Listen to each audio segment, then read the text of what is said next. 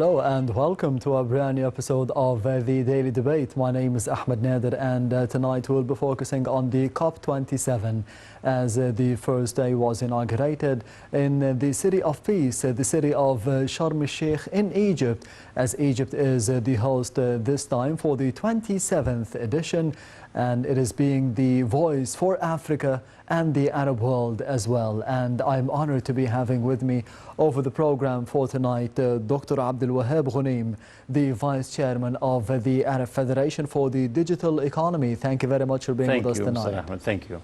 Anytime. We will be starting straight away with a report about the details of the first day and the first couple of sessions that took place today on Sunday in the city of peace, the city of Sharm el-Sheikh, the Red Sea resort of Sharm el-Sheikh. The COP27 being headed by Foreign Minister Sameh Shoukry, and the first warning in the first session of the COP27 is to be not backsliding. We will be having more details in the upcoming report.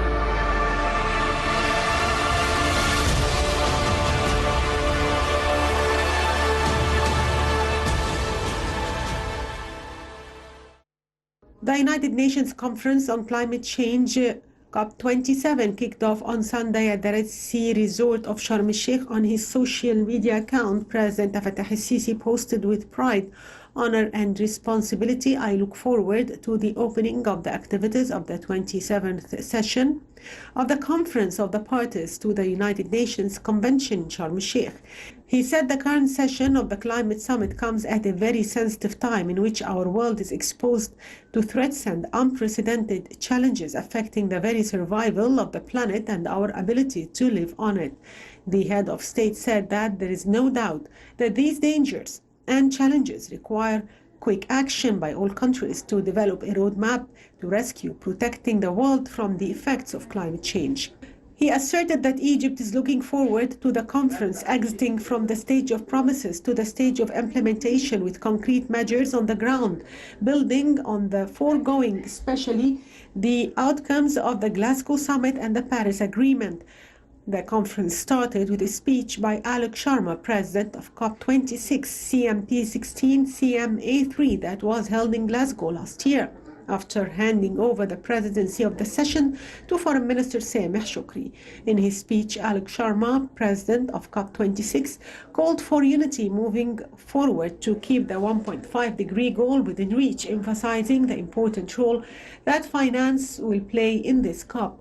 He asserted that we have reached a point where finance makes or breaks the progress of the program ahead of us, nothing that this summit must be about concrete actions.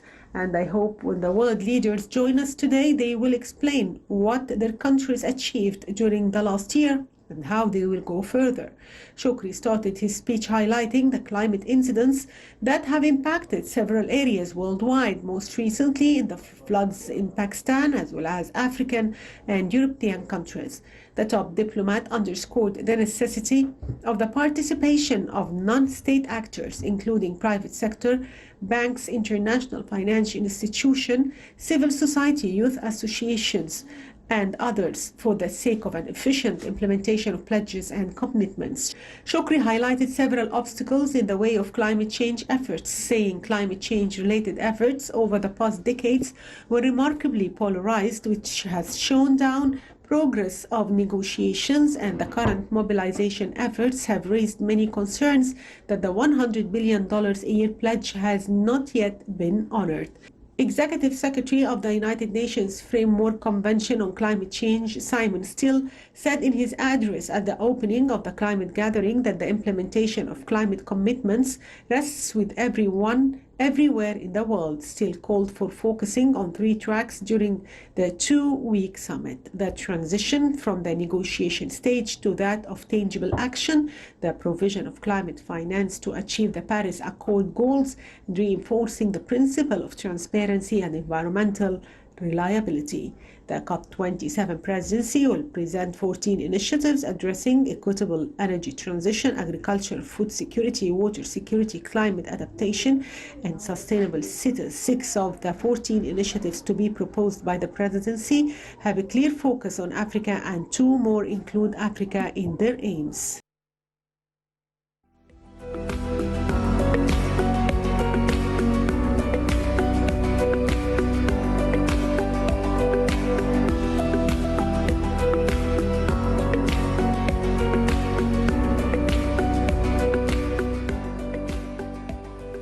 Welcome back. You're still watching the Daily Debate and a very special episode regarding the COP27, the United Nations Climate Change Summit taking place, Dr. Abdel Wahab Ghoneim, in Sharm el-Sheikh this year, the 27th edition of the summit. Egypt is being the host for this time as the voice for Africa and the Arab world at the same time. First of all, the importance of holding such an international summit in Egypt. I think Egypt have a good opportunity to host this international conference, and I think again Egypt did great efforts in the climate change since the first conference. The first conference was held in Rio de Janeiro in 1992, and at that time it is chaired by a scientific Egyptian person who is Dr. Mustafa Kemal Tolba. He is president of the research centers in Egypt. And at that time, he did the first agreement and the first, as you said, the lines, the major lines for the agreement. And at that time, they are not knowing what's the climate change. Mm-hmm. They staying 2 years after they signed for it in 1994. Mm-hmm. I think Egypt did a good sharing in the climate change to reduce the greenhouse gas emissions. Mm-hmm. You said that in 1992 in Brazil, in Rio de Janeiro, no one really knew about the definition of climate change. In 2022, in Africa, more specifically in Egypt, do you think that there is more awareness by the people of the world, and in Africa, to be precise, about the climate change, the negative impacts of it? No, I think there is still a big gap between US and Europe and Africa. Because who destroying the earth? The developed countries. The more industrialized. Yeah, maybe the emissions for the developed countries may be 80%. The whole countries, 53 countries in Africa, 4% for emissions. Yeah, and since 2005, the UN put the Kyoto Protocol. They said at that time we must reducing the greenhouse gas emissions, but no way for these developing countries. Nothing they did. And again in Paris COP, they said we can financing by billions for the developing countries and poor countries. Yes. And they didn't. Even last year in Glasgow, 2021, they committed and they pledged that they were financing the developing countries by $100 billion, but nothing till now.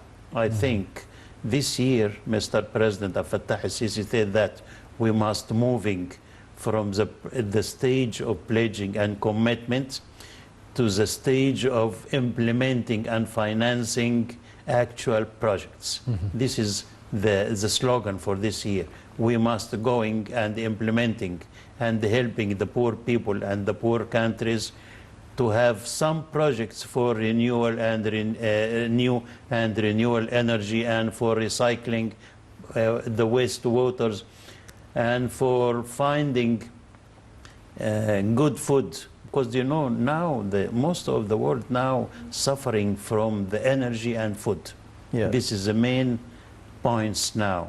We need to develop the agriculture methods. We need to reducing the emissions, which is very harmful for the human, for the animal, for the agriculture, even for the marine life. Mm-hmm. Do you think that the selection of Sharm el-Sheikh as the city of peace, as the host for the COP27 this time around, and being the voice of Africa, a representative for the African continent and the Middle East and the Arab world at the same time, what does it say about Egypt nowadays and the development that we're having in the country? Yeah, I think Egypt did a very mega projects for the climate change. Yes. We have the biggest solar energy plant in Pampan in Upper Egypt. We have mega projects for implementing more than 7,000 kilometers roads and bridges, which is reducing the emissions of the transportations and the cars. We have the biggest project for waste water recycling. I think Egypt did a lot of projects for transforming the cars, moving from the fossil fuel to gases, and we increasing the electric cars. We're reducing by implementing the new Suez Canal. We're reducing the time, and at that time we're reducing the emissions coming from the ships. We have a very big projects. Even we're building now 30 smart and green cities. Now Sharm el-Sheikh is smart and green cities. All the energy there from solar energy, and all the transportation, even gas or electric buses. Yeah, I think now Egypt did a model for Africa. We need more. We need help for the poor countries in Africa.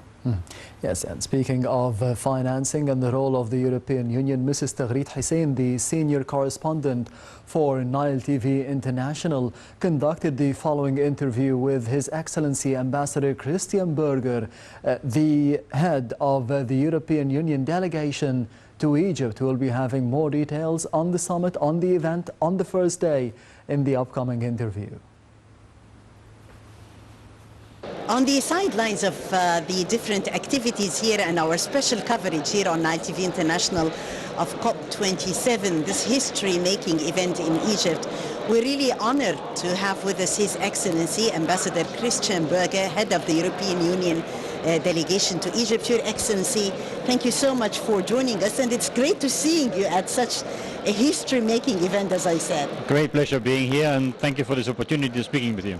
Thank you, Ambassador. Talking about this sense of partnership between Egypt and the EU, and especially also in fighting climate change, we are joining hands together. Yes, indeed, and we have been doing this for quite some time.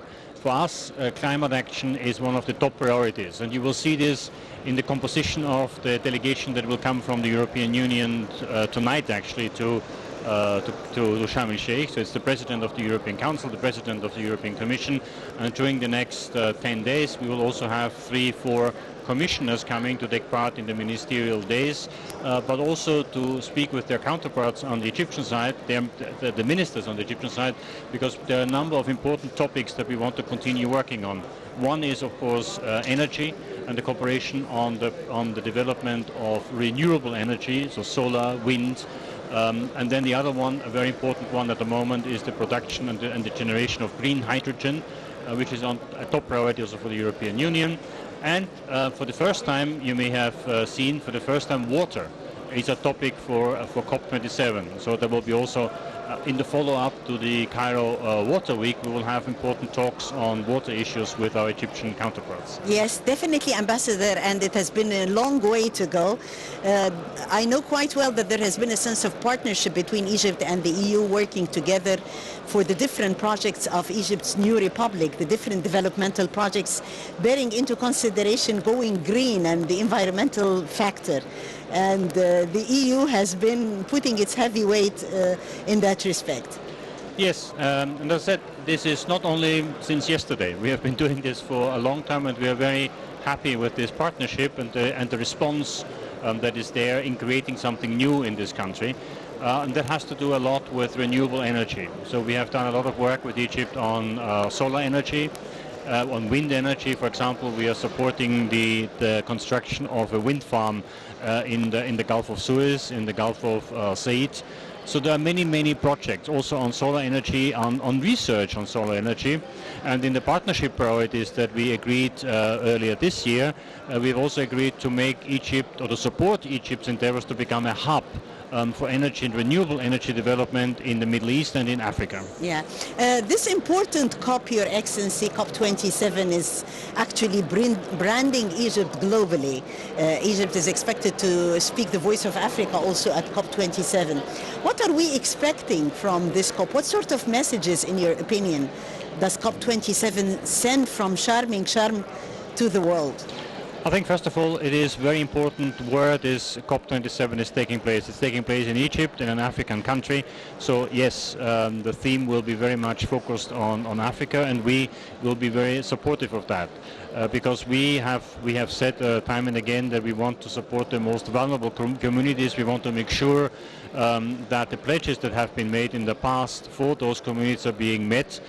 It has been extended a little bit, but nevertheless, I think will be one of the messages that the financial pledges, for example, that were made a few years ago, or beginning at the Copenhagen meeting in 2009, that these pledges will be fulfilled, and it's a combination of governments, non-governmental organizations, civil society organizations, and private sector to come together to support the most vulnerable communities in this world. Yes, it's very important, as Your Excellency has just mentioned, the private sector putting hand in hand with the governments. What we really need for climate action is also providing innovative solutions for climate change, and this is actually happening. How are we going to build momentum on what is really happening in COP here? What's after? I've seen many ideas, many projects that will be presented here. People have already told us a little bit what they're going to do. So on development of new technology, I think that's very important. On discussions on risk prevention, on risk management. Again, these are very important topics where also the private sector can come in by developing new ways of addressing this issue. So we will see a lot of presentations, and I hope that these presentations will also take root in a commercial way, that this can be then later on also rolled out and become available for a bigger number of countries that need this new technology and new development. So in that sense, COP27 will offer a big opportunity to the private sector to really be innovative, and because this is not only an issue for governments, it's also an issue for all of us, for private sector, for civil society, for all of us that are affected by climate. Mm-hmm. I know quite well that Your Excellency is also paying special attention to more than one field, the field of environment definitely, and also education, because education means awareness, and awareness is very important if we're talking climate action. Absolutely. So we have done a number of awareness actions over the year here in Egypt. We do this in many countries around the world. So once a year we have actually two important weeks in September and in October. One has to do with public transport. How to promote public transport and to get away, for example, that everything you want to do you have to do by car. No, you can also use the train, the bus, the tram, and we are not only saying this, we're also doing it by supporting the development of the metro system, for example, in Cairo, but also the tram line rehabilitation in Alexandria. So there are many practical projects that go hand in hand with our policies. And I think this is one of the messages that we want to promote here. Yes, definitely. Your Excellency, if we're going to prioritize the files especially after attending COP27 and after witnessing the recommendations and the sense of partnerships that are going to be held here, what would be the priority file? Well, I think the main important file is to reach the temperature goals. I think this is a very important topic for any COP, I would say, but this one in particular because it's implementation, and how to help the most vulnerable communities to reach those goals and to support them in doing so. I think these are very important issues that will be discussed in the next 2 weeks. Yes, training is also very important, and coaching vis-a-vis climate action, and also making the youth be hands-on. And Egypt, under the leadership of President Sisi, is investing in the youth. So we're going to see here at COP27 special sessions actually dedicated to the youth participation. How do you see that? And definitely with the EU we have a partnership in training. Yes. I think we have talked to many young people over the last few weeks, and we had special events, and we can see the enthusiasm and the dedication of young people to address this issue. After all, it's their future. So I think there's a very strong drive in addressing all these points. Education for us is also an important topic here in Egypt. We have a technical vocational training program. It's now program number 2. Where we work with the government in setting up institutions that can provide this technical vocational training, but we also come in on the other end when it comes to universities. We have a close cooperation with Egyptian universities, between European universities, Egyptian universities, with the Erasmus program, the Erasmus Plus program, where we do an exchange program for students, but also cooperation between universities, so teachers can be exchanged and academic research can be done. And there's a second program which is now coming on stream, which is called Horizon Europe, which is a research and scientific program, where we get different institutions to work together on scientific topics. This is the biggest program in the European Union when it comes to science and technology, and we hope that many Egyptian institutions will take part in that. That would be great, since we are also, moving digitally and taking a long path in that respect. So this is going to be also a great step on the road. I mean, digital is one of the big goals that we have set for ourselves. So on the one hand is the Green Deal of the European Union to make the economy more sustainable and more green, and disconnect energy consumption from growth of the economy. And digital is the other one, which has been a very important topic for you for 2 years now, and a lot of research, a lot of scientific research is going into this at the moment, and there we hope to work closely with Egypt, and Egypt will also take part in what we call a flagship project that we do in the next few years, where we focus specifically on this issue. That's great. Your Excellency, as you've mentioned, that since COP27 is being held in Egypt, that is in fact an achievement. Your messages through Nile TV International to the world as we speak from COP27.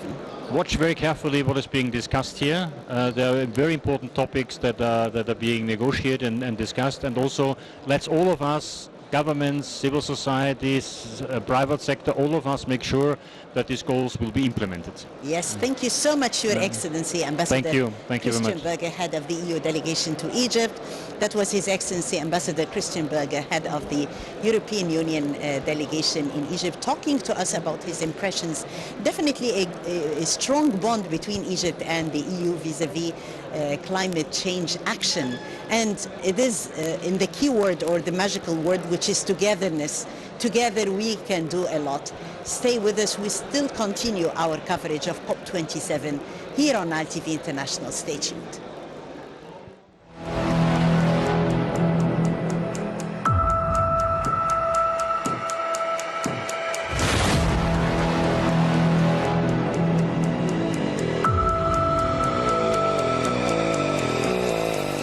إنني وإذ أتطلع إلى استقبالكم من قمة المناخ 27 التي تستضيفها مصر في شرم الشيخ.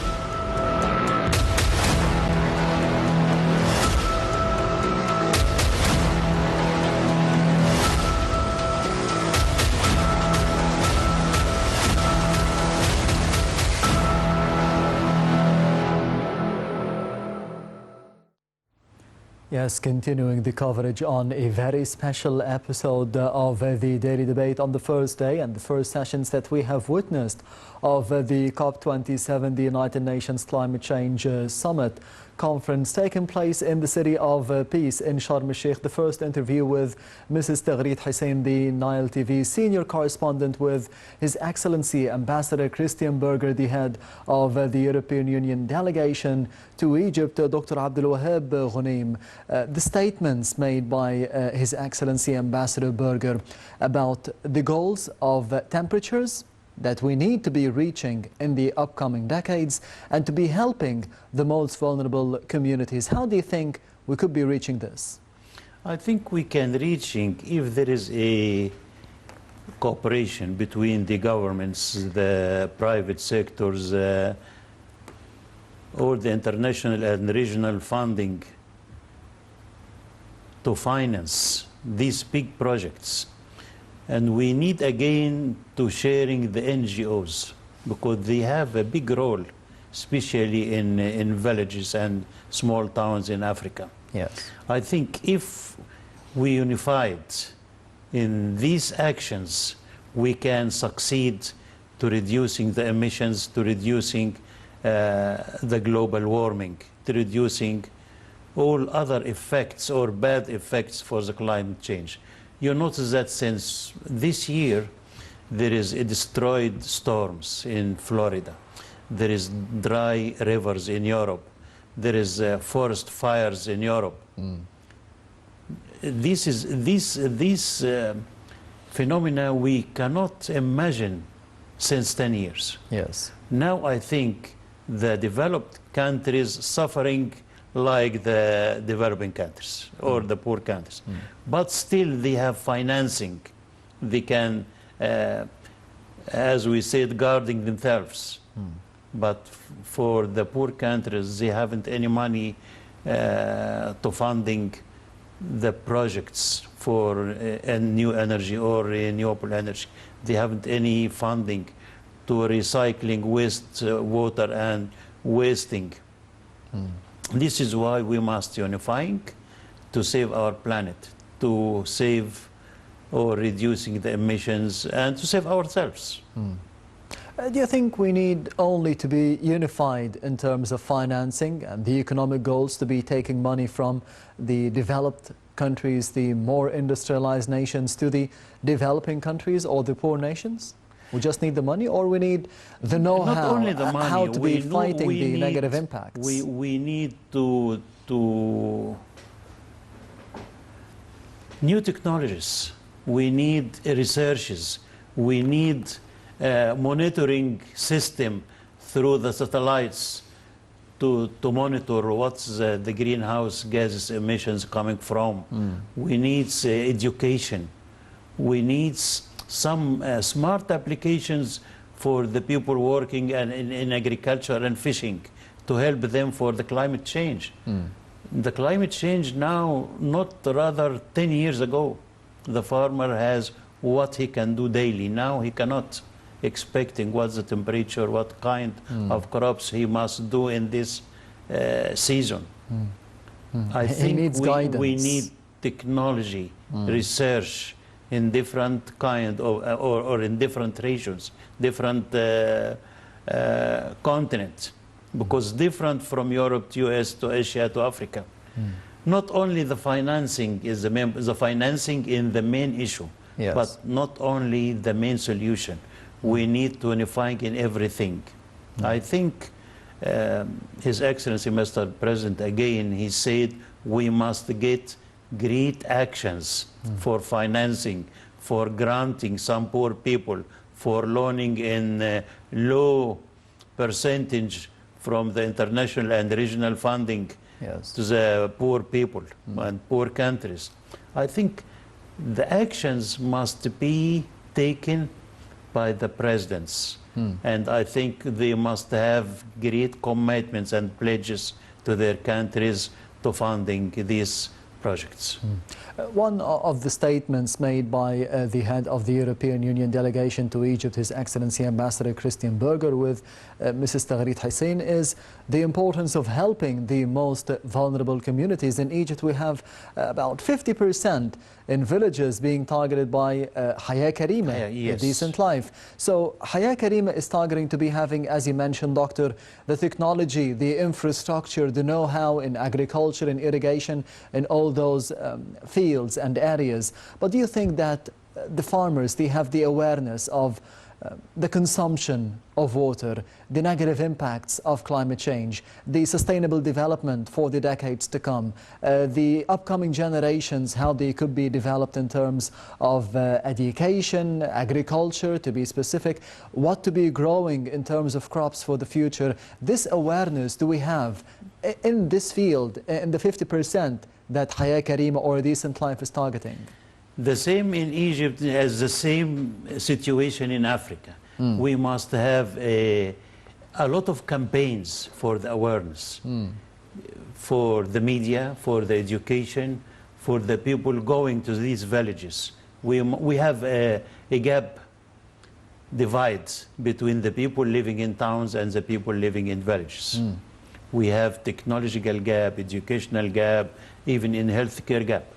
We must educate them. We must give them strong message. They must keep the climate change in reducing the emissions. Because, you know, the people living in villages may be using fossil fuel or coal in everything. Yes. He didn't know what is the effect of this energy for the climate change. We must educate them. We must have a big campaigns and working in media in a lot of programs for the awareness for them. I think, again, we must have educational applications or educational smart applications through smart phones or through any smart applications, for especially for the farmers and the people working in fishing, how we can help them, what kind of methods we can help them. For an easy access in terms of information, education and awareness. Some countries in Africa using application, smart mobile applications for the farmers. Yes. To giving them some guidelines, to giving them what's the climate today, what is the forecasting for the climate for the next week. We must give them this information in easy way. And even that, when they applying the smart applications or the mobile application for them, they must continuing education themselves. Water is a very sensitive issue for the African continent, and it is a file that would be tackled over the COP27 in Sharm el-Sheikh, the Cairo Water Week we had recently here in Egypt as well. What is the importance of water in terms of file to be discussed, and for the people to know more about how to be consuming water for the future generations? What is the importance of water for the sustainable development for the future generations, not just in Egypt, not just in Africa, but for the whole world? All over the world. Yes. Now the main issues all over the world is energy, the food and the water. It is more sensitive, more than gold, more than the petrol or any other things. Yes. Now even the EU suffering from energy, suffering from water, suffering from food. Yes. Again, for these conferences speaking about the water, because now there is a reduction of water in everywhere. In Europe, there is dry rivers now. What we can do, because the climate change, even the rains moving from different places to different places. But anyway, most of the Africa now, it is desert. We have maybe very low water. It may be not enough for the people. This is why we need new technologies, new methods, new strategies to using this water in technological way, even in agriculture, even in homes, even in everything. I think now we need for the agriculture, especially new technological methods. Of course, for irrigation. Yes, we need collaboration, we need cooperation between the developed nations, the more industrialized nations. They have the technology. Yes. They have the technology. They must give us these technologies, tools, these technologies, methods, and they must educate the people in the poor and developing countries. Yes, but the UN called on those nations to be taking bold actions, immediate actions to be curbing the negative effects and the impacts of the climate change for the sake of the whole world, not just for the sake of the poorer nations or the African continent or the Asian continent. Do you think that this is possible, especially that after the Russian-Ukrainian conflict, the COVID-19, all those events that took place over the past 2 or 3 years, the economy is getting more and more important, and money and financing is getting more and more important for those nations, the developed countries? I think no, because you know the UN hasn't any enforcement for these developed countries to paying financing or to give some grants to the developing countries. Nothing to can saying sure they must, because you know they did last year in Glasgow the same, they did in Paris COP version, they didn't apply for their commitments. But this year I think especially in US and Europe they suffering more and more. Florida have destroyed storms, and even in Europe have forest fires and dry rivers. They feel by the climate change. I think within this COP27, as His Excellency again, Mr. Fattah al-Sisi said, we need these commitments to be actual financing for real projects for climate change. I think with this COP27, we have good commitments for new projects. This time around, Egypt is the voice of Africa and the Arab world as well. Do you think that this would be beneficial for the African continent and for Egypt? Yeah, sure.